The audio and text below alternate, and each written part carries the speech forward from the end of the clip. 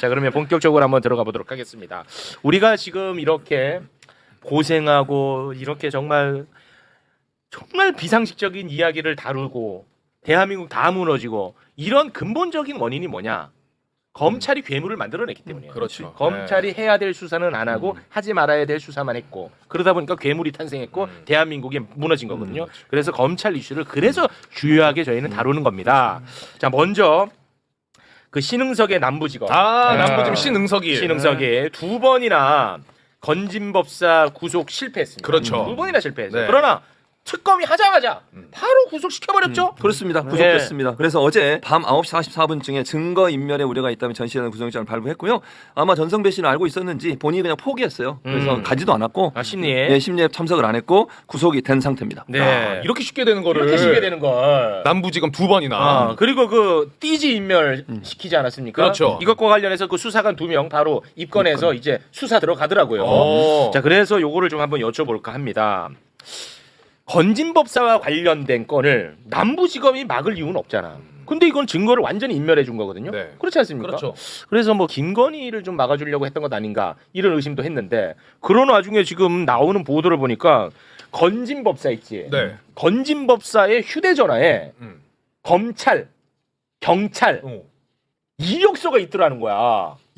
이력서가. 핸드폰에? 그래서 인사청탁을 건진법사에게 한 것 아닌가 하는 지금 의혹이 제기가 되고 있어요. 그래요? 그러니까 건진하고 검찰하고의 그 유착 관계가 생각했던 것보다 더 깊이 들어간 거 아닌가? 그래서 증거인멸을 해주었던 건 아닌가? 이렇게 이제 연결되는데요. 우리 검사님. 네, 제가 그 윤석열 감찰했잖아요. 그리고 나서 막 수사받고 이럴 때 저도 막 답답해가지고 좀 알아봤는데 그때 이제 알아보는 와중에 이제 여러 가지 얘기를 듣다가 건진법사 얘기를 들었어요. 그때가 언제예요? 그때가 2022년이에요. 2022년. 그러니까 윤석열 대통령 되고 나서인데 야 사실은 그 원래 저기 실세가 건진이야. 검사들 옛날에 윤석열 중앙지검장 시절 뭐 검찰총장 시절에 검사들이 인사청탁하러 건진 찾아서 많이 다녔어. 그런 얘기를 들었어요. 그래요? 그때 와. 그러니까 그 뭐 윤석열이 그때 이제 인사를 하는 거 아닙니까? 검찰총장이었으니까 네, 네. 뭐 물론 이제 법무부에서 하긴 하지만 거의 윤석열 판이었어요. 네, 그랬죠. 그러니까 윤석열에게 이제 그 자기가 어디 가고 싶다, 출세하고 싶다 이렇게 얘기를 어필을 안 하고 건진한테 얘기하면은 뭐가 출세가 되는 거였나 봐요. 와. 근데 저는 몰랐어요. 검사일 때. 그래서 와. 아 그때 우리가 우스갯소리로 우리도 알았으면 그때 건진을 좀 찾아갈 걸 그런 얘기도 했는데 그때는 믿기지가 않았는데 지금 이제 압수수색으로 건진의 그 휴대폰에 그 검사들 이력서 나왔다는 거 보니까 네. 그 소문이 사실이었던 거예요. 와.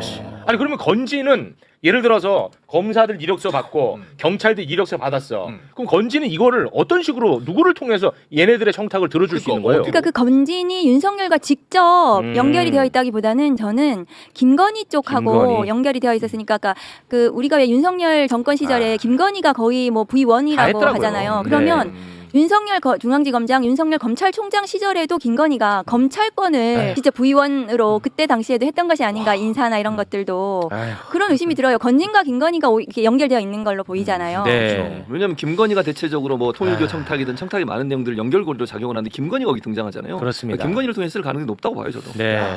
이러니 그 건진 비밀의 방도 쓱 못 본 척 해버리고 그렇습니다. 우리가 다뤘던 것처럼 컨테이너 예. 그것도 유경옥이가 남부지검이 그 압수수색하러 갔는데 그 직전에 유경옥이가 다 빼버렸잖아. 이상하잖아요. 의심이 들지. 의심되잖아. 네. 네. 그 건진법사가 구속된 게 이제 주요 혐의가 특가법상 알선수재. 네. 그러니까 중간에 역할을 한 거거든요.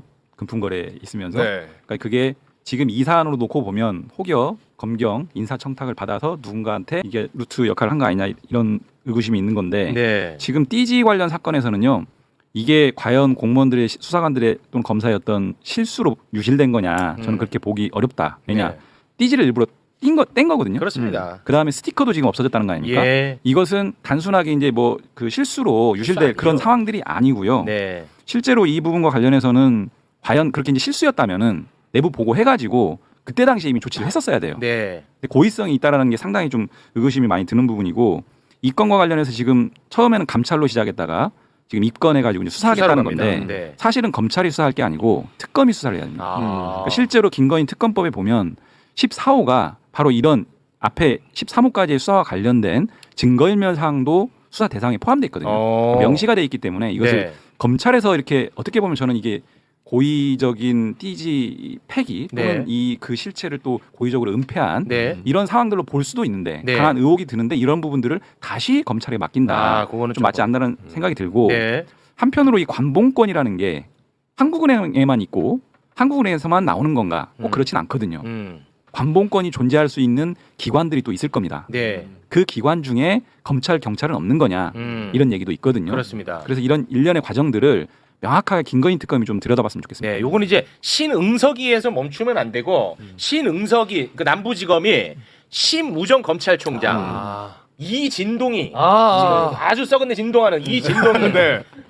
구두로 보고했다는 거야. 그러니까 거기까지 올라가 줘야 돼요. 이거 왜 종편에서 안 다뤄? 그러니까 제가 오늘 가서 예. 특검이 좀 바쁠 수 있으니까 차라리 공수처에서 하는 것도 어떨까 싶어요. 아, 저는. 공수처. 공수처에서. 그리고 이 관봉권은 제 생각에 얘네들이 이 정도로 은폐를 할 정도라면 저는 검찰의 관봉권, 검찰에서 나온 관봉권이기 때문에 이렇게 무리수를 두면서까지 폐기하지 않았을까? 그래서 저는 검찰이 하면 안 되고 이것은 공수처가 하는 것이 좀 맞는 것 같아요. 아, 공수처. 요즘 김건희 특검 너무 바쁘고 너무 바빠요. 그렇죠. 네, 알겠습니다. 일단은 그 저희가 이제 그럴 수도 있는데 지금 검찰의 특활비는 관봉권으로 이렇게 그 앞에 뭐 이렇게 표지 띠지 이렇게 오지는 않는 걸로 알고 있어요. 그러니까 이거는 아마 김건희 쪽인 것 쪽은 같네. 아닌가 그런 생각이 들고 저희가 검찰이 이 압수된 관봉권을 이렇게 뭐 돈을 세기 위해서 이렇게 풀어헤쳐가지고 띠지를 잃어버리고 이건 있을 수 없는 일이거든요. 네. 그 고의 은폐의 가능성이 더 높다. 저는 네. 그런 생각 듭니다. 그렇습니다. 신응석, 신우정, 이진동까지 올라가 줘야 된다는 거 요거 한번 짚어봅니다.